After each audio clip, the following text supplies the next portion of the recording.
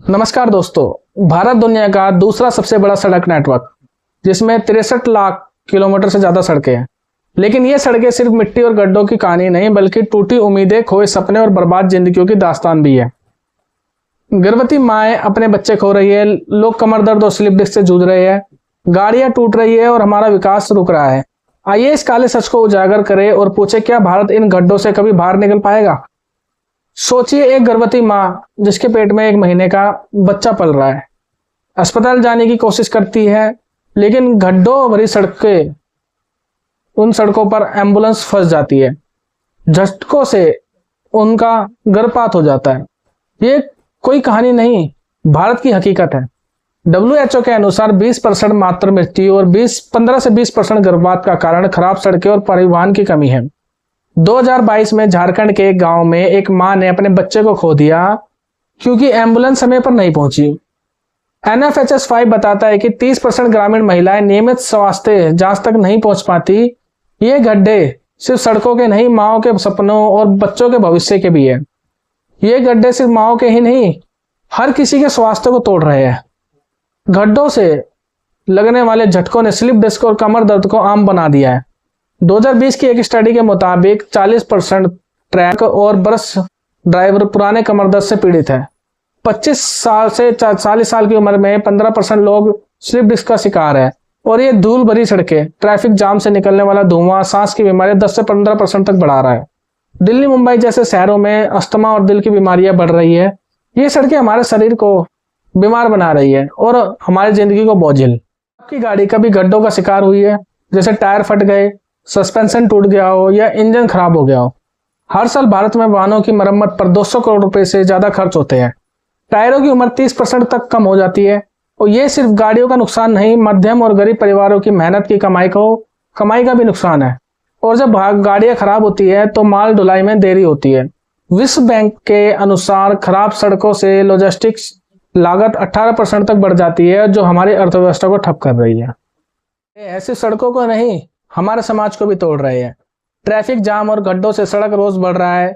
2019 में दिल्ली, मुंबई में सड़क रोज की घटनाएं 20% तक बढ़ गई। लोग गुस्से में आपस में लड़ते हैं, हिंसाएं होती है। ग्रामीण इलाकों में बच्चे स्कूल नहीं जा पाते, मरीज अस्पताल नहीं जा पाते। विश्व बैंक कहता है कि खराब सड़कों से निर्माण आय 10 से 15% कम हो सकती है। ये गड्ढे हमारे जीवन स्तर को गिरा रहे हैं और हमारे बच्चों का भविष्य छीन रहे हैं। अंतरराज्यीय यात्रा में देरी से व्यापार और नौकरियां ठप हो रही है। आखिर सड़कें इतनी खराब क्यों हैं? पहला, भ्रष्टाचार। दूसरा, ट्रांसपेरेंसी इंटरनेशनल के मुताबिक 62% मतलब 62% लोग सरकारी काम के लिए रिश्वत तक देते हैं। ठेकेदार घटिया सामग्री इस्तेमाल करते हैं। दूसरा, फंडिंग की कमी। भारत सड़क रखरखाव पर GDP का सिर्फ 0.1% खर्च करता है, जबकि जापान 3%। तीसरा, खराब प्रबंधन। भूमि अधिग्रहण और मंजूरी में देरी से 800+ प्रोजेक्ट रुके हुए हैं। और चौथा, मानसून और ओवरलोडेड ट्रक से जो सड़कों को जल्दी तोड़ देते हैं। ये गड्ढे सिर्फ सड़कों के नहीं, हमारी व्यवस्था के भी हैं। क्या ये गड्ढे भारत के विकास को रोक देंगे? प्रगति तो हो रही है। PMGSY ने कुछ गांवों को सड़कों से जोड़ा है। 2014 में जहां 12 किलोमीटर राज्य मार्ग बनते थे, 2023 में 33 किलोमीटर हो गया है। भरतमाला परियोजना अंतरराज्यीय कनेक्टिविटी को बढ़ा रही है, लेकिन चुनौतियां बाकी है। भ्रष्टाचार, फंडिंग की कमी और रखरखाव का अभाव। अगर हम टिकाऊ सड़कें बनाएं, भ्रष्टाचार पर लगाम लगाए और स्वास्थ्य सेवाओं को प्राथमिकता दे, तो मातृ मृत्यु को 20% तक बचा सकते हैं। लॉजिस्टिक लागत 6% तक घट सकती है और भारत का विकास नई ऊंचाइयों को छू सकता है। समाधान क्या है? पहला, टिकाऊ सड़कें, कंक्रीट और पॉलीमर का इस्तेमाल किया जाए। दूसरा, एम्बुलेंस के लिए प्राथमिकता लेन और ड्रोन से दवा वितरण की जाए। तीसरा, हर 3 महीने में सड़क सर्वे और मरम्मत हो। चौथा, भ्रष्टाचार पर लगाम, पारदर्शी टेंडर और ऑनलाइन मॉनिटरिंग हो। और पांचवा, GDP का 3% सड़कों पर खर्च हो।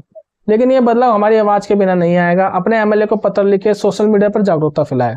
दोस्तों, हमने कई बार देखा है कि जो क्षेत्रवासी होते हैं, वो उनके क्षेत्र में जो भी समस्या होती है, वो उसको कई सालों तक जो है नजरअंदाज कर देते हैं, जिसकी वजह से MLA के ऊपर कोई दबाव नहीं पड़ पाता, ना कोई उनके कंसर्न अथॉरिटीज पे जो है दबाव बन पाता, जिसकी वजह से वो समस्या जो है सालों साल चलती रहती है।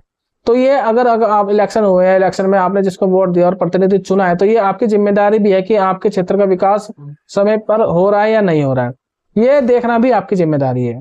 तो जो भी अगर बाय चांस आपके क्षेत्र के अंदर समस्या है और वो काफी लंबे से समय से चल रही है, जिसकी वजह से आपको लग रहा है कि सालों से जो है लोग जूझ रहे हैं और लोगों का विकास उस वजह से रुका पड़ा है, तो आप जरूर क्षेत्र पे के जो कंसर्न अथॉरिटीज या जो एमएलए या निगम पार्षद हो गए उनके ऊपर जरूर दबाव बनाया करें, ताकि जो है उस समस्या का समाधान हो सके। नहीं तो ये सालों से समस्या चलती रहती है और लोगों का स्तर गिरता रहता है। तो धन्यवाद। अगर आपको वीडियो अच्छी लगी हो तो इस वीडियो को ज्यादा से ज्यादा शेयर करें और लाइक करें।